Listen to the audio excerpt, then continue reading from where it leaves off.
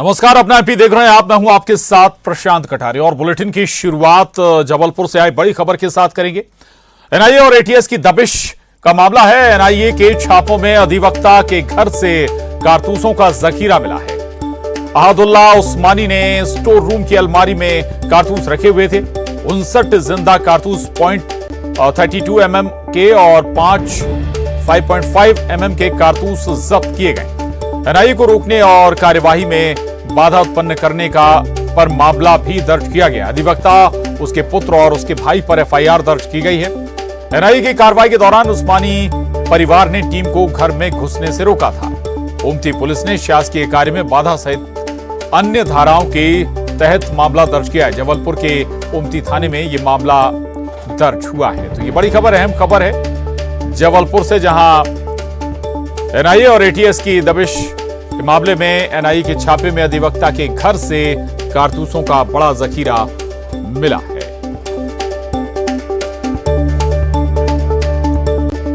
भोपाल से बड़ी खबर है। आईएसआईएस के मॉड्यूल पकड़ने पर बोले गृह मंत्री नरोत्तम मिश्रा, ये एनआईए और एटीएस का ज्वाइंट ऑपरेशन था। पुलिस के लिए आतंकी सोच के ये जो कीड़े हैं, इनके लिए हमारी पुलिस पेस्टिसाइड का काम करेगी। प्रदेश में किसी को भी कहीं सिर उठाने नहीं दिया जाएगा। पकड़े गए तीनों आतंकी आईएसआईएस के लिए काम करते हैं, यह दावा गृह मंत्री नरोत्तम मिश्रा ने किया है।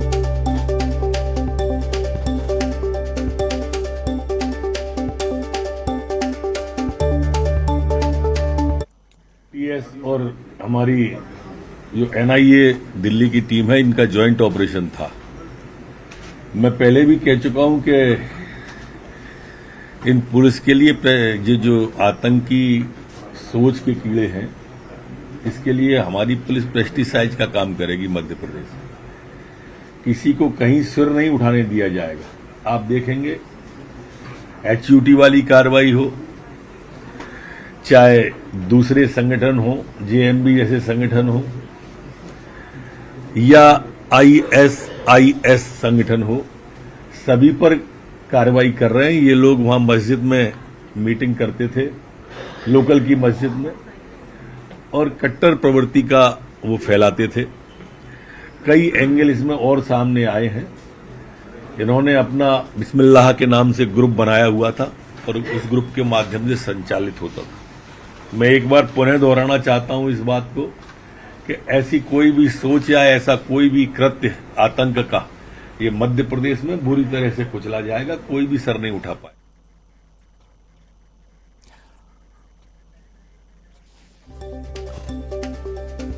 तो गृह मंत्री नरोत्तम मिश्रा को आप सुन रहे थे, वो कह रहे हैं कि ऐसे किसी भी मॉड्यूल को बख्शा नहीं जाएगा, बल्कि पेस्टिसाइड का काम करेगी। दरअसल एनआईए और एटीएस ने एक साथ दबिश दी है जबलपुर में भी। और न्यूज 18 संवाददाता पवन पटेल हमारे साथ जुड़ गए हैं।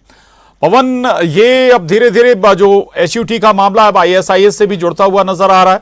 आज अब फिर कार्रवाई हुई है और बताया जा रहा है कि बड़ा जखीरा भी कारतूसों का जो उस्मानी परिवार है उसके यहां से पकड़ा गया है। जी बिल्कुल, ये जो कार्रवाई की है एनआईए के द्वारा की गई है, कार्रवाई के बाद में जो है जो जानकारियां सामने निकल के आ रही हैं कि एनआईए को क्या मिला है, तो उसमें एडवोकेट सुप्रीम कोर्ट के ए उस्मानी जो है, उनके घर से कारतूसों का जखीरा मिला था। 64 कारतूस मिले थे, जिसमें 59 कारतूस जिंदा थे 22 mm के। तो ये समझा जा सकता है कि कहीं ना कहीं इनका नेटवर्क जो है वो बेहद मजबूत है और ये कहीं ना कहीं आईएसआईएस के साथ जुड़े हुए हैं, जो कि तमाम पुख्ता सबूत मिले हैं। क्योंकि एनआईए बिना सबूतों के, बिना साक्ष्यों के कहीं भी रेड कार्रवाई नहीं करती, तो इससे अंदाजा लगाया जा सकता है कि ये कार्रवाई सही है। और इसके अलावा और जो 2 लोग मिले थे, शाहिद और आदिल, उनके पास से भी कुछ आपत्तिजनक सामग्री भी मिली थी, लिटरेचर मिला था। साथ ही उनके मोबाइलों में लड़कियों की तस्वीरें मिली थी और कहीं ना कहीं लव जिहाद का एंगल इसमें निकल के आ रहा था। बहरहाल एनआईए जांच कर रही है और साथ में जबलपुर की ओमती थाना पुलिस भी अब इस जांच में शामिल हो गई है, जिसने एफआईआर दर्ज की है एडवोकेट ए उस्मानी के खिलाफ, उनके दोनों बच्चों के खिलाफ में। तो ये कहीं ना कहीं आगे जाकर और भी कई खुलासे होने की उम्मीद की जा रही है। तो संभव है कि और भी कई ऐसी जानकारियां निकलेंगी, शायद जबलपुर के लिए पहली बार ऐसा होगा या ऐतिहासिक होगी। यह कार्रवाई जो है उसमें कई और लोगों के नाम भी सामने आ सकते हैं। बिल्कुल, तो जबलपुर से ये बड़े एक्शन की लगातार खबरें आ रहे हैं एनआईए एटीएस की। शुक्रिया पवन आपका। और गृह मंत्री नरोत्तम मिश्रा बता रहे थे कि कैसे आईएसआईएस के मॉड्यूल पकड़ा गया और कैसे ये बड़ा नेटवर्क काम कर रहा था। एनआईए और एटीएस ने ज्वाइंट ऑपरेशन किया है। रंजना दुबे न्यूज 18 संवाददाता हमारे साथ भोपाल से जुड़ी हुई हैं। रंजना, अब लगभग जो कई शहर हैं वो जद में हैं इस कार्रवाई के, न केवल एचयूटी बल्कि आईएसआईएस का भी मॉड्यूल जुड़ता नजर आ रहा है।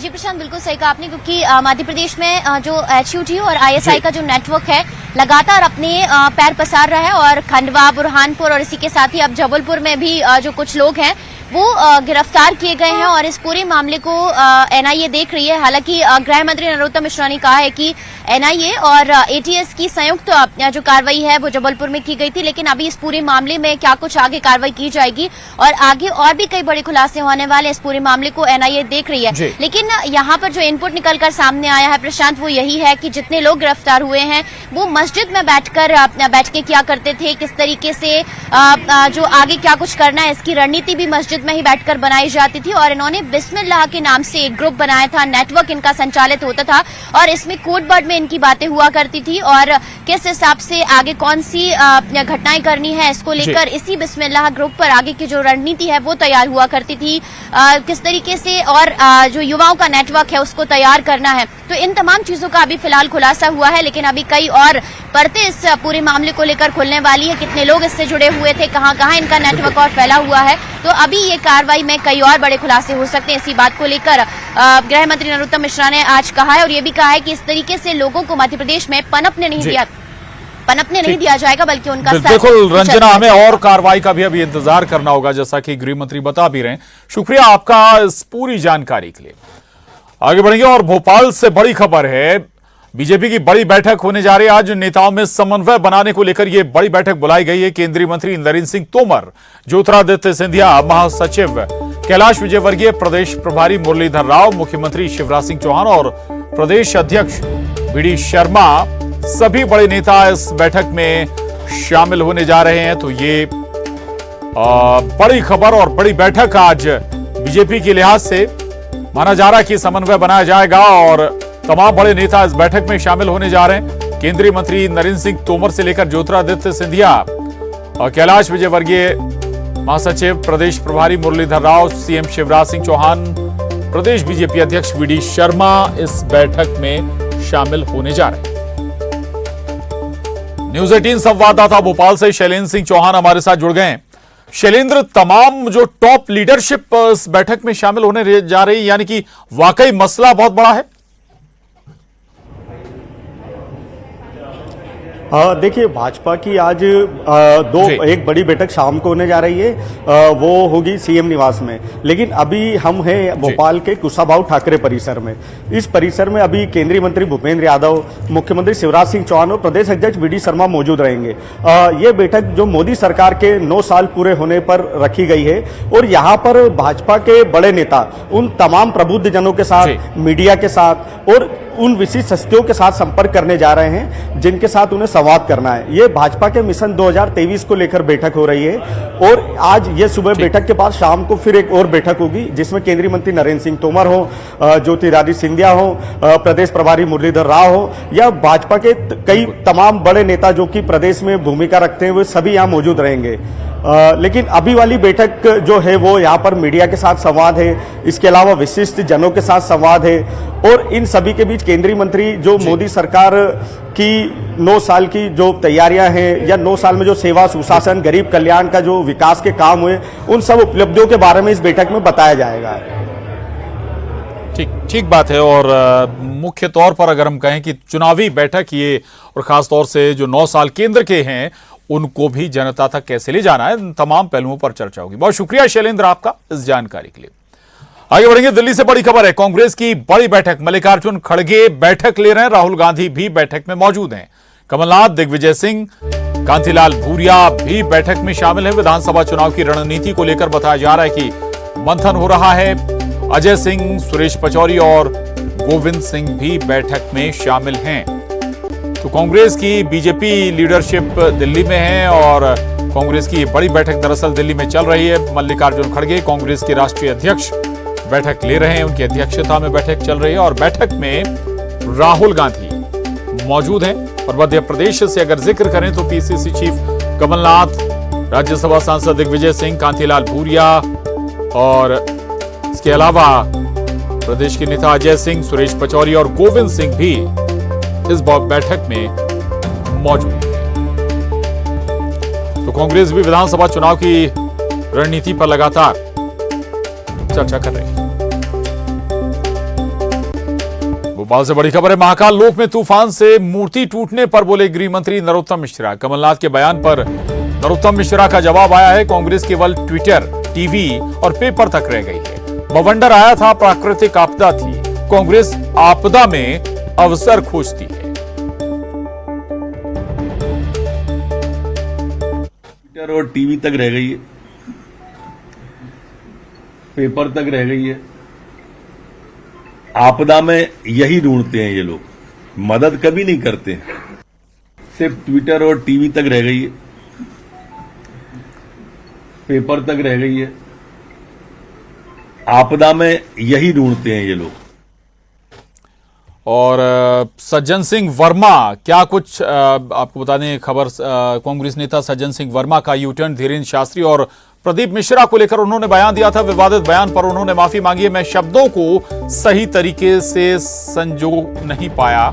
सोनकच्छ में उन्होंने विवादित बयान दिया था। संत ने सोनकच्छ में कथा करने के मना किया था। कथा करने से मना करने के बाद यह बवाल हुआ था। अब इस पर सफाई आई है सज्जन सिंह वर्मा की। मैं संत कथावाचक श्री रामकृष्ण उपाध्याय जी के आदेश से, उनकी प्रेरणा से, उनके धर्म मंच पे कहे हुए शब्दों को, जिन शब्दों को मैं सही संयोजन नहीं कर पाया, उनके प्रति खेद व्यक्त करता हूं।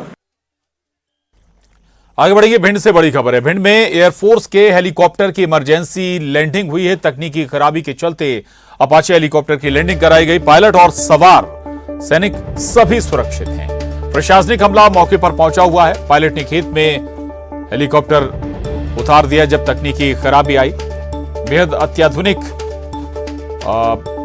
हेलीकॉप्टर अपाचे, जिसमें तकनीकी खामी के चलते उसे भिंड में एक खेत में उतारना पड़ा। इमरजेंसी लैंडिंग कराई गई है। फाइटर हेलीकॉप्टर, युद्ध अभियानों में महत्वपूर्ण भूमिका निभाने वाला यह हेलीकॉप्टर। तकनीकी खराबी आई थी जिसके बाद एक खेत में ही इसे उतारा गया। बड़ी लोगों को देखने की भीड़ भी यहां पर लग गई। हालांकि प्रशासन भी मौके पर पहुंच गया। सभी सुरक्षित हैं। लेकिन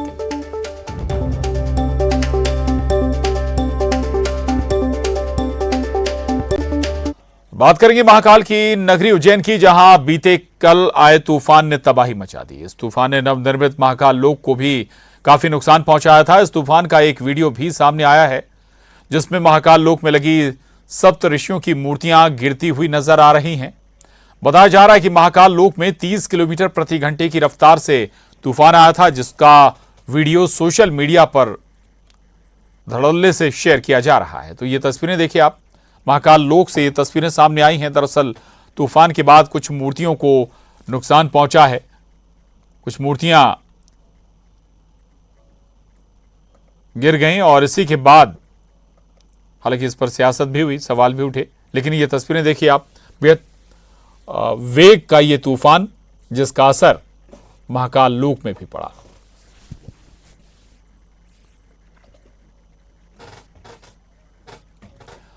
खबर खरगोन से। खरगोन में बीती रात तेज हवा आंधी में कई पेड़ गिर गए। तेज हवा में कच्चे मकानों की छत उड़ गई तो कई साइन बोर्ड से लेकर गुमटियां क्षतिग्रस्त हो गईं।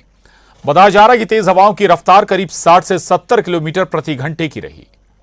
तो ये तस्वीरें खरगोन से सामने आई हैं। आंधी तूफान का असर और भारी स्तर पर हुआ है।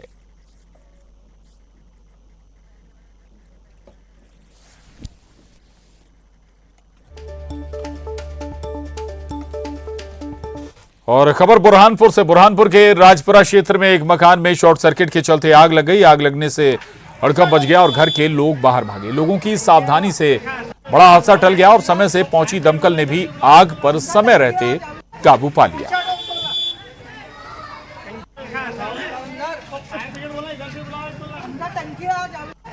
बुरहानपुर से ये तस्वीरें सामने आई हैं। एक घर में आग लग गई और इस घर से आसपास कई घर जुड़े हुए थे। अगर ये आग बढ़ती तो बड़ा विकराल रूप और बड़ा नुकसान हो सकता था, लेकिन समय रहते दमकल ने आग पर काबू पा लिया।